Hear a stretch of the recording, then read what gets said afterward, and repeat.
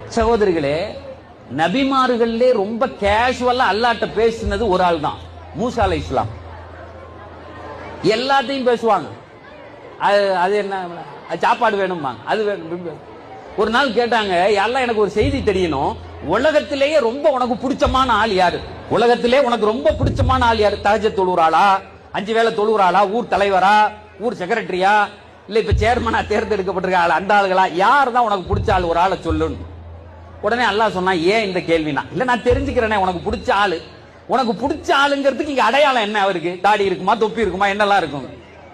உடனே அல்லாஹ் சொன்னா, எனக்கு பிடிச்ச ஆளை நீ தெரியணும் அப்படின்னு சொன்னா, அவருக்கு நான் ஒரு பொம்பளை பிள்ளைய கொடுத்திருப்பேன்.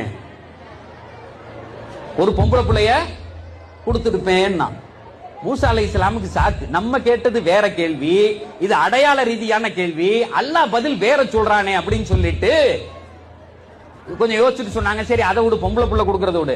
அடுத்து ரெண்டாவது, உனக்கு யாரையாவது பிடிச்சா இந்த உலகத்துல நீ என்ன அடையாளத்தை கொண்டு காட்டுவாய்?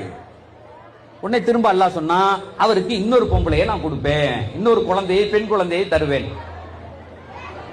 சகோதரிகளை நல்லா நீங்கள் யார் என்பதை இஸ்லாம் புரிய வைக்கிறது.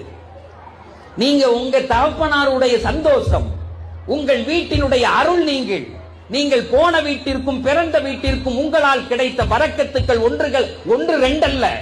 நீங்க உங்க கணவன்ட்டையும் உங்க தகப்பனார்ட்டையும் சொல்லணும், நாங்கள் இறைவனின் அருள், என்னை வச்சுதாங்க நீ வாழ்றன்னு சொல்லணும்.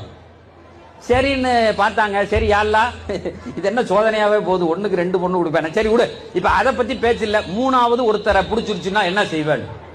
எல்லாம் சொன்னா, 3வது ஒரு பொம்பளை பிள்ளையை கொடுப்பேன்.